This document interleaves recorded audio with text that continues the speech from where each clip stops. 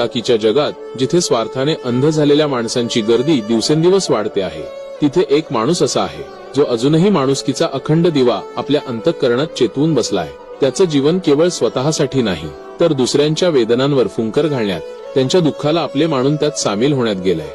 ज्याचे हात केवळ स्वतःच्या गरजा पूर्ण करण्यासाठी नव्हे, तर परक्यांसाठी, निराधारांसाठी, गरजूंसाठी सदैव उघडे राहिलेत, त्या निस्वार्थी आणि परोपकारी माणसाचं नाव शेख मुख्तार.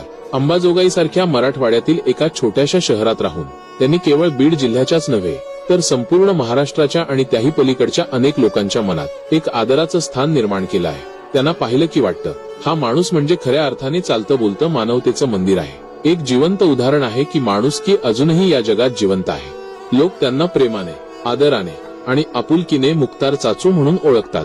हे केवळ एक नाव नाही, तर एका अथांग विश्वासाचं, एका आशेचं, एका मायेच्या आधाराचं प्रतीक आहे. त्यांच्या कार्याची खरी ओळख तेव्हा पडते जेव्हा कुणाचं या जगात कोणी राहत नाही, जेव्हा निराधार मृतदेह रस्त्यावर बेवारस अवस्थेत पडलेले असतात, जेव्हा आप्तस्वकीयही संसर्गाच्या किंवा इतर कोणत्याही भीतीने पाठ फिरवतात आणि समाज त्याकडे दुर्लक्ष करतो.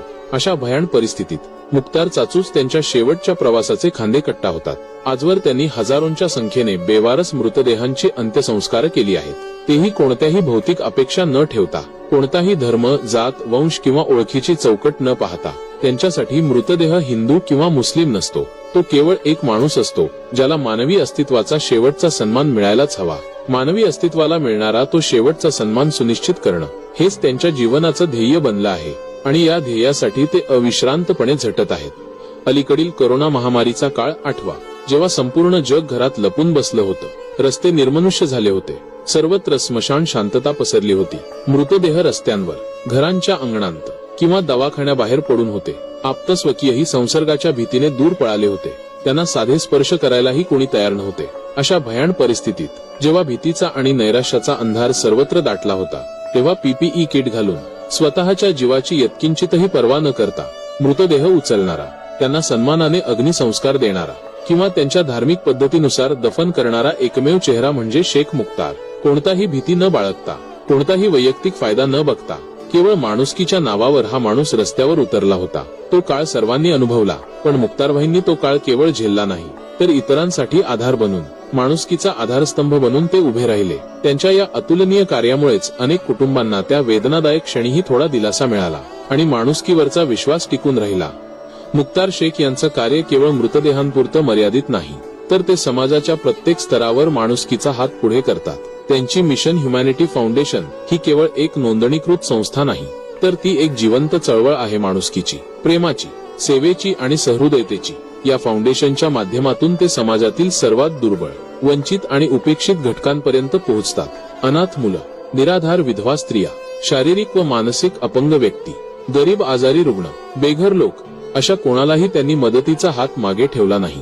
कोणाच्या घरात अन्न नाही, कोणाच्या पायात चप्पल नाही, कोणाकडे अभ्यासासाठी एकही वही नाही, कोणाला औषधोपचाराची तातडीची गरज आहे पण पैसे नाहीत हे समजलं की मुख्तारभाई त्यांच्या दारात देवदूतासारखे पोहोचतात.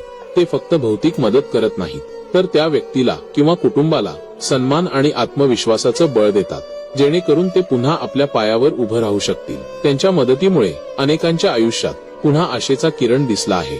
शिक्षणाचं महत्त्व ते खूप चांगल्या प्रकारे जाणतात.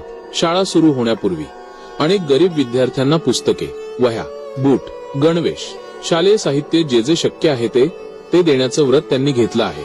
त्यांचं एकच म्हणणं आहे, शिक्षण हे गरिबाचं एकमेव आणि सर्वात मोठं हत्यार आहे. त्यामुळे गरिबीमुळे कोणत्याही मुलाच्या शिक्षणात अडथळा येऊ नये, यासाठी ते अविरत झटत राहतात.